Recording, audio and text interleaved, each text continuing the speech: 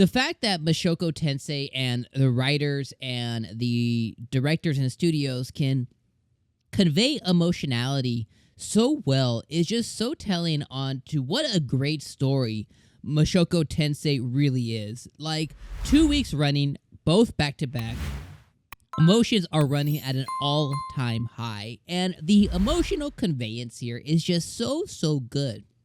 Like, they're able to beautifully craft this story, right? And they're able to convey these emotions through dialogue, through words, through dialogue that they're saying, and also showing us like what's on screen. You know what I mean? Like the different things that were happening on screen that were able to pull you in as a viewer and to make you, empathetic and really feel what the person on screen is feeling.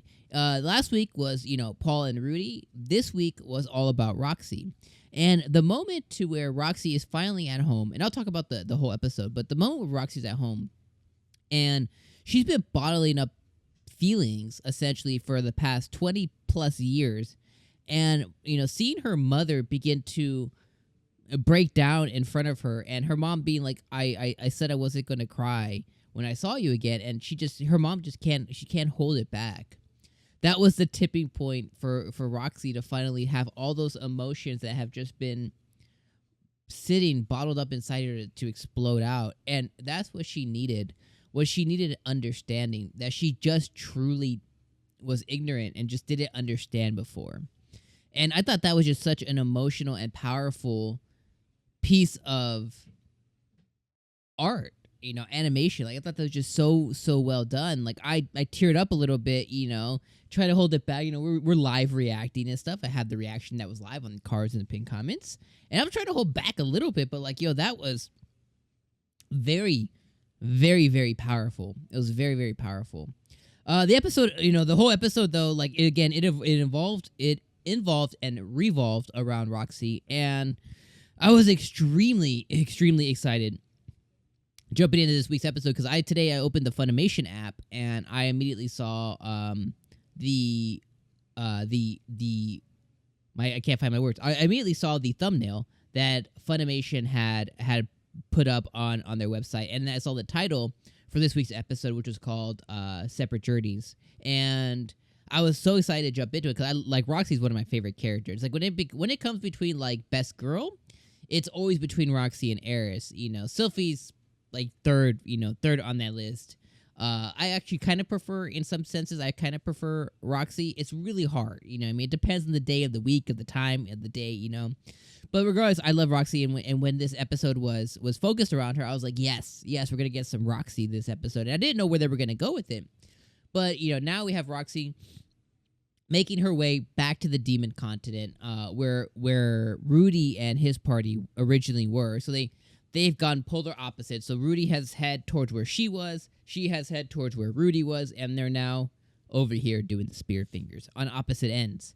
And she was able to go in and meet with her old adventuring buddy. And he was able to tell her about one of their other companions that met his demise via the snake, which is the dude who Rudy couldn't save, way back when in the first core. And he told him about, Dead End, and how he learned his lesson, and how he's no longer money grubbing as often as he used to, because he learned his lesson. And then he tells Roxy about his experience with this party. And then obviously they begin, they begin talking about, everything else. And, he asked her a very important question, which was, hey, have you been home? Have you been home to go see your parents? Like, we haven't been partying together in decades, over a decade or so. Have you gone to see your parents? And she was like, no, nobody wants me, blah, blah, blah. You know what I mean? She's like, no, I haven't, blah, blah. And in that moment, the horseman, I forget what his name, but horse dude, shares with her something, a very powerful message about parenting, and he lets her know, like, hey, since we've split up, I got a wife, I got 3 kids, and he tells her, he tells her about, no matter how often I fight and scold and feign to not get along with my kids, like, I would I would be anything and do anything for them. And obviously, it's something that Roxy just doesn't understand because she herself doesn't have, children, or, maybe she doesn't have someone who's that important to her yet. You know what I mean? I think Rudy would be that. And I was like, yeah, that's a life lesson she needed to know. And thankfully, he got through to her, right? And she was able to then go to her village, and immediately all the feelings that she had bottled up for so long, just through a couple of key interactions with a couple of the characters around the village when she had home, because they used telepathy almost exclusively there. They almost 100% use telepathy to talk to one another. And apparently she's able to feel the telepathy like through little like clicks and dings, like tick, tick, tick, tick, tick. And she's able to feel when people are trying to, convey something telepathically to her. And, all those emotions that she had forever since she was a kid of not feeling like she's part of this village, not feeling like she could communicate, always feeling like an outsider. All those feelings that she had came rushing back, and she began to get pissed and angry and sad, and everything that she had bottled up just began to really fester up inside of her. Then that leads us full circle to where we talked about at the beginning of the video, which is her talking to her parents. And then her parents are excited, they're excited to see her. Dad runs up. He's like, Roxy, her dad runs up. And her mom runs too. And then they're like, oh, okay, you're going to stay here. She's being really weird because she's, again, emotional. And, her, the tipping point for her at this point is her parents begin to telepathically talk to each other, right? They're like, Dad's probably like, I'm so happy she's here. She's probably, I'm so happy she's here. They're probably really emotional that their daughter is here. And, she begins to get those clicks, she's like, God damn it. So she's like, I'm out of here. I'm out of here. And, thankfully, it took that mom's emotions to flood out for Roxy then's emotions to flood out. And in that moment, she didn't realize, why is she crying? She didn't miss me. Maybe I'll come back in 50 years. Why does she even care? And seeing her mom be a wreck, the moment that Roxy said that she was going to leave really had that light bulb moment for Roxy to come on and be like, wow, maybe I was wrong. You know what I mean? Maybe they're not better off without me. Maybe I was wrong. And all of that's true because no matter how much, so this episode really resonated with me again, just like last week's episode. Because I told you guys last week, for those of you who weren't here last week, I'm a parent. So, there's nothing that your child, if there's something your child can't do, right? In her case, it's telepathy, but there's a skill or something that your child can't do.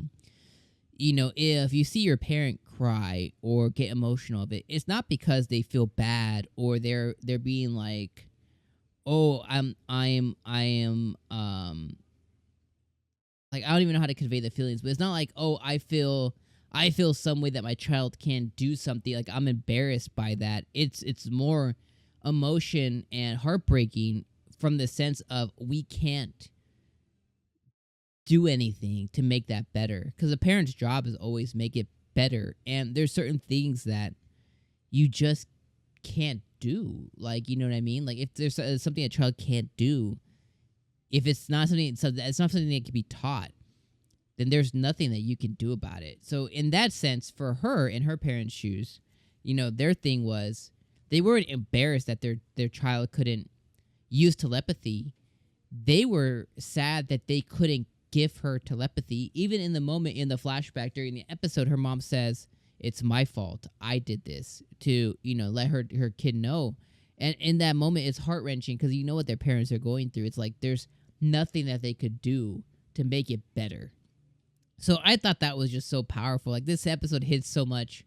And I was like, yeah, I totally get it. It's just, this episode was just so effing good. It was just so damn good.